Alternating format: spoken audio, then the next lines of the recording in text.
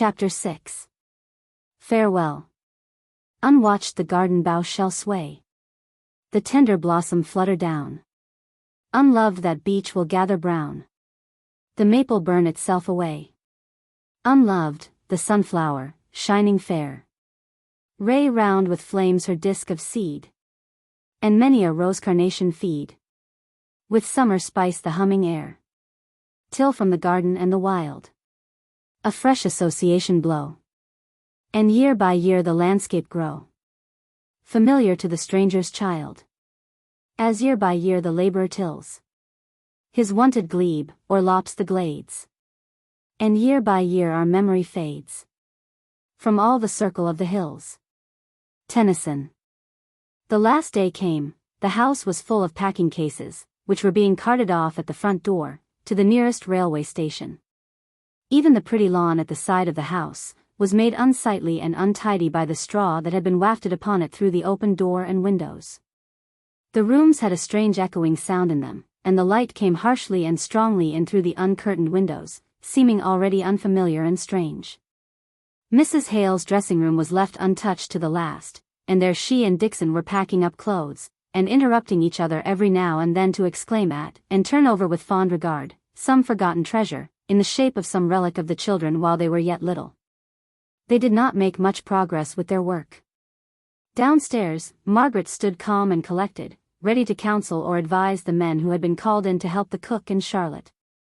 These two last, crying between whiles, wondered how the young lady could keep up so this last day, and settled it between them that she was not likely to care much for Helstone, having been so long in London. There she stood, very pale and quiet, with her large grave eyes observing everything, up to every present circumstance however small. They could not understand how her heart was aching all the time, with a heavy pressure that no sighs could lift off or relieve, and how constant exertion for her perceptive faculties was the only way to keep herself from crying out with pain. Moreover, if she gave way, who was to act? Her father was examining papers, books, registers, what not, in the vestry with the clerk, and when he came in, there were his own books to pack up, which no one but himself could do to his satisfaction. Besides, was Margaret one to give way before strange men, or even household friends like the cook and Charlotte? Not she. But at last the four packers went into the kitchen to their tea, and Margaret moved stiffly and slowly away from the place in the hall where she had been standing so long, out through the bare echoing drawing-room, into the twilight of an early November evening.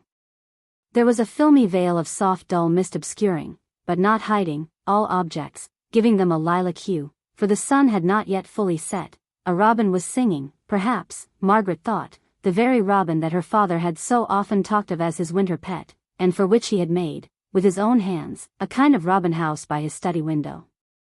The leaves were more gorgeous than ever. The first touch of frost would lay them all low on the ground. Already one or two kept constantly floating down, amber and golden in the low slanting sun rays. Margaret went along the walk under the pear tree wall. She had never been along it since she paced it at Henry Lennox's side. Here, at this bed of time, he began to speak of what she must not think of now. Her eyes were on that late blowing rose as she was trying to answer, and she had caught the idea of the vivid beauty of the feathery leaves of the carrots in the very middle of his last sentence. Only a fortnight ago. And all so changed. Where was he now?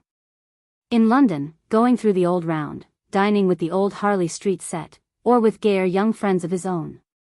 Even now, while she walked sadly through that damp and drear garden in the dusk, with everything falling and fading, and turning to decay around her, he might be gladly putting away his law books after a day of satisfactory toil, and freshening himself up, as he had told her he often did, by a run in the Temple Gardens, taking in the while the grand and articulate mighty roar of tens of thousands of busy men, nigh at hand, but not seen, and catching ever, at his quick turns, glimpses of the lights of the city coming up out of the depths of the river. He had often spoken to Margaret of these hasty walks, snatched in the intervals between study and dinner. At his best times and in his best moods had he spoken of them, and the thought of them had struck upon her fancy. Here there was no sound. The robin had gone away into the vast stillness of night. Now and then, a cottage door in the distance was opened and shut, as if to admit the tired laborer to his home, but that sounded very far away. A stealthy, creeping, crunching sound among the crisp fallen leaves of the forest, beyond the garden, seemed almost close at hand. Margaret knew it was some poacher. Sitting up in her bedroom this past autumn, with the light of her candle extinguished, and purely reveling in the solemn beauty of the heavens and the earth, she had many a time seen the light noiseless leap of the poachers over the garden fence, their quick tramp across the dewy moonlit lawn, their disappearance in the black still shadow beyond. The wild adventurous freedom of their life had taken her fancy. She felt inclined to wish them success. She had no fear of them. But tonight she was afraid, she knew not why. She heard Charlotte shutting the windows, and fastening up for the night, unconscious that anyone had gone out into the garden. A small branch, it might be of rotten wood, or it might be broken by force, came heavily down in the nearest part of the forest. Margaret ran, swift as Camilla, down to the window, and rapped at it with a hurried tremulousness which startled Charlotte within. "Let me in. Let me in. It is only me, Charlotte." Her heart did not still its fluttering till she was safe in the drawing-room, with the windows fastened and bolted, and the familiar walls hemming her round, and shutting her in. She had sate down upon a packing-case. Cheerless, chill was the dreary and dismantled room, no fire, nor other light, but Charlotte's long unsnuffed candle. Charlotte looked at Margaret with surprise, and Margaret, feeling it rather than seeing it, rose up. "I was afraid you were shutting me out altogether, Charlotte," said she, half smiling. "And then you would never have heard me in the kitchen, and the doors into the lane and churchyard are locked long ago." "Oh, miss, I should have been sure to have missed you soon. The men would have wanted you to tell them how to go on. And I have put tea in master's study, as being the most comfortable room, so to speak." "Thank you, Charlotte. You are a kind girl. I shall be sorry to leave you. You must try and write to me, if I can ever give you any little help or good advice. I shall always be glad to get a letter from Helstone, you know. I shall be sure and send you my address when I know it." The study was all ready for tea. There was a good blazing fire, and unlighted candles on the table.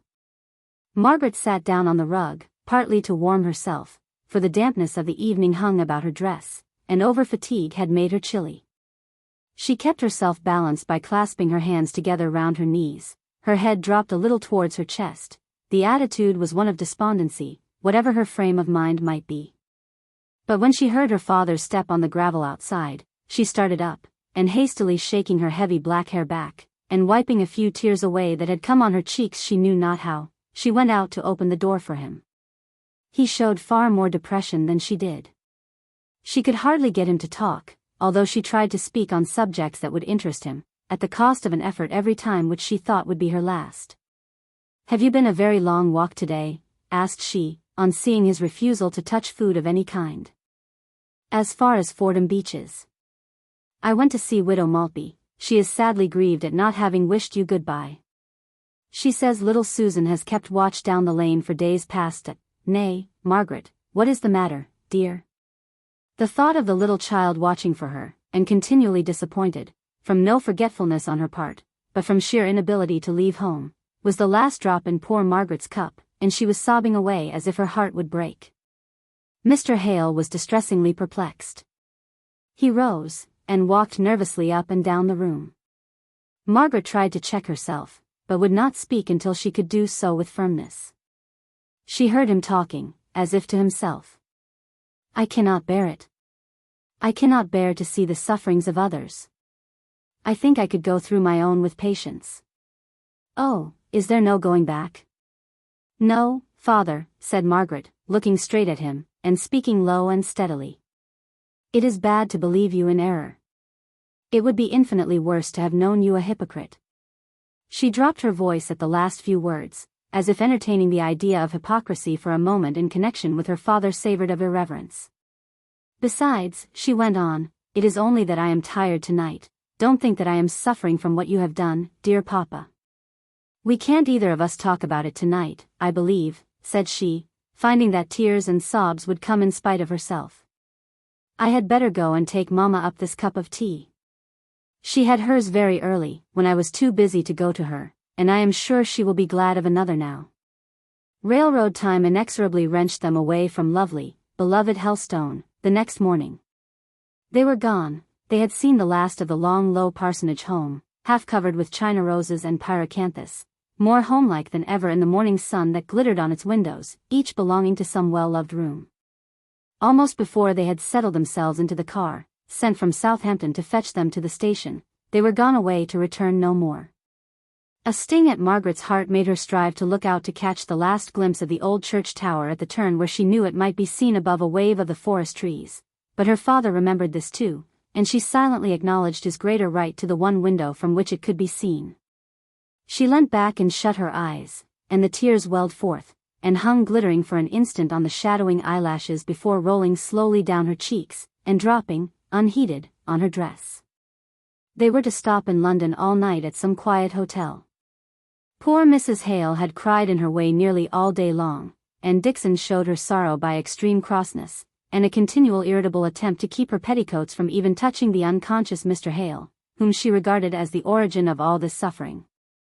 They went through the well-known streets, past houses which they had often visited, past shops in which she had lounged, impatient, by her aunt's side, while that lady was making some important and interminable decision, nay, absolutely past acquaintances in the streets, for though the morning had been of an incalculable length to them, and they felt as if it ought long ago to have closed in for the repose of darkness, it was the very busiest time of a London afternoon in November when they arrived there. It was long since Mrs. Hale had been in London, and she roused up, almost like a child, to look about her at the different streets, and to gaze after and exclaim at the shops and carriages.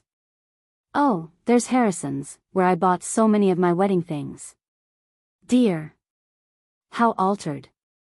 They've got immense plate-glass windows, larger than Crawford's in Southampton.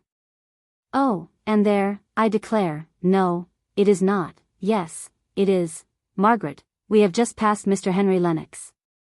Where can he be going, among all these shops?" Margaret started forwards, and as quickly fell back, half smiling at herself for the sudden motion. They were 100 yards away by this time, but he seemed like a relic of Helstone. He was associated with a bright morning, an eventful day, and she should have liked to have seen him, without his seeing her, without the chance of their speaking. The evening, without employment, passed in a room high up in an hotel, was long and heavy. Mr. Hale went out to his bookseller's, and to call on a friend or two. Every one they saw, either in the house or out in the streets, appeared hurrying to some appointment, expected by, or expecting somebody. They alone seemed strange and friendless, and desolate. Yet within a mile, Margaret knew of house after house, where she for her own sake, and her mother for her Aunt Shaw's, would be welcomed, if they came in gladness, or even in peace of mind. If they came sorrowing, and wanting sympathy in a complicated trouble like the present, then they would be felt as a shadow in all these houses of intimate acquaintances, not friends. London life is too whirling and full to admit of even an hour of that deep silence of feeling which the friends of Job showed, when they sat with him on the ground 7 days and 7 nights, and none spake a word unto him, for they saw that his grief was very great.